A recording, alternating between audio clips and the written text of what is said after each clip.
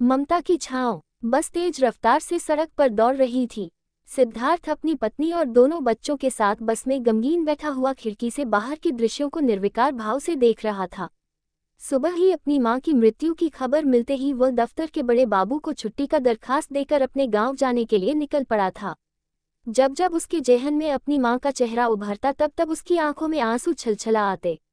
ऐसी स्थिति में उसकी पत्नी अपने हाथों के स्नेहिल स्पर्श और सांत्वना के द्वारा धैर्य बंधाने का प्रयास करती। वह अपने भाइयों और बहनों में सबसे छोटा था। उसे बचपन में अपनी ममता में मां का भरपूर दुलार और स्नेह मिला। जब वह 3-4 वर्ष का था तो उस समय रात्रि में मूसलाधार बारिश होती थी, बिजली चमकती थी और बादल गरजता था तो अक्सर वह डर जाता था, उसकी नींद टूट जाती थी। तब मां थपकी देकर लोरी गाकर सुलाती थी। जब कभी छप्पर से वर्षा के पानी की बूंदें टपकने लगती थी तो उसे बचाने के लिए हर संभव प्रयास करती थी। इस क्रम में भले ही वह भीग जाती थी, किंतु हर हाल में उसकी देह पर पानी की बूंदें नहीं गिरने देती थी। उसके पिताजी को व्यवसाय में लिए गए कर्जों की अदायगी नहीं कर पाने के कारण उन्हें मुकदमों से जूझना पड़ा। आमदनी बंद हो गई थी, फांकाकशी की नौबत आ गई थी। इस स्थिति में उसकी मां ने हिम्मत नहीं हारी, अपने बच्चों की परवरिश अपने हुनर से की। घर पर ही सिलाई करके रेडीमेड कपड़ा तैयार करती थी, जिसको उससे बड़े भाई लोग बाजार में दुकानदारों के हाथ बेच देते थे। पिताजी के दर्शन तो 4-5 दिनों के अंतराल पर ही होते थे। आलू टमाटर की सब्जी आज बाबूजी की 13वीं है। नाते रिश्तेदार इकट्ठे हो रहे हैं पर उनकी बातचीत, हंसी मजाक देख सुनकर उसका मन उद्विग्न हो रहा है।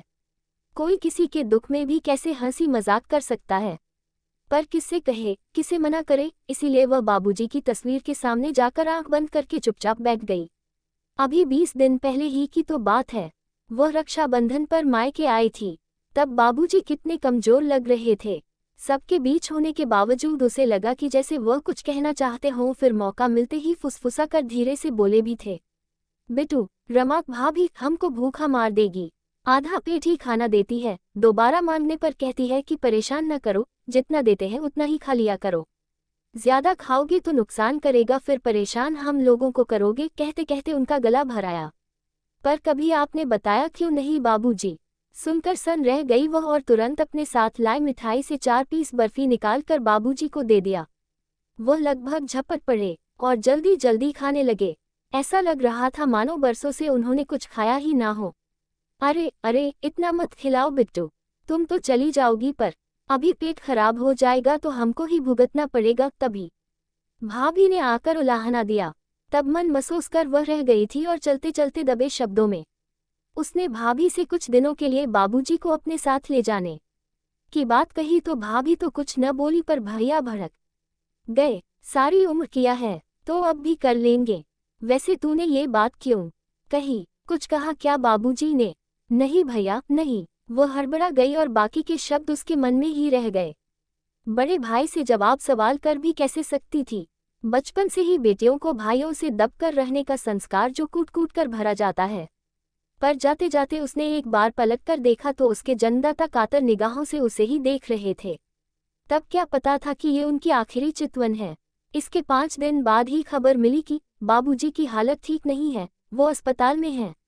आकर मिल जाओ। सुनकर छटपटा उठी वह और दूसरे दिन ही उनके पास पहुंच गई। बाबूजी अर्धमूर्छित से थे, उसको पहचान भी नहीं पाए। वह उनके कान में फुसफुसाए, बाबूजी देखिए मैं आपकी बिट्टू। कई बार आवाज देने पर बामुश्किल उनकी आंखें हिली। बी टू भू ख। उनकी स्फुट सी आवाज सुनकर वह यूं खुश हो गई मानो बरसों के प्यासे को जी भर के पानी पीने को मिल गया हो। बताइए क्या खाना है बाबूजी? पूछते हुए उसकी आंखें भर आईं। आलू टमाटर की बजी रोटी, लड़खड़ाती आवाज में उनके मुंह से बोल निकले। जल्दी से उसने इंतजाम भी किया, पर देर हो चुकी थी। बाबूजी बगैर खाए पिए भूखे ही इस संसार से चले गए। बिट्टू बिट्टू चलो खाना खा लो। अचानक भैया की आवाज सुनकर वह चौंक पड़ी। खाना? वह धीरे से बोली, भूख नहीं है भैया। हाँ बिट्टू, पहले मान्य खाना खाएंगे ना? तो थोड़ा सा ही। असहज से होते हुए वो बोले। वह कुछ न बोली, चुपचाप उठकर मान्यों वाले बिछे आसन पर बैठ गई। थाली में तरह तरह के पकवान परोसे जा रहे थे। उसकी आंखों से आंसू बह निकले, कानों में बाबूजी के आखिरी शब्द गूंज रहे। सुनकर वह चौंक पड़ी। खाना? वह धीरे से बोली, भूख नहीं है भैया। हाँ बिट्टू, पहले मान्य खाना खाएंगे ना? तो थोड़ा सा ही, असहज से होते हुए वो बोले। वह कुछ न बोली, चुपचाप उठकर मान्यो वाले बिछे आसन पर बैठ गई।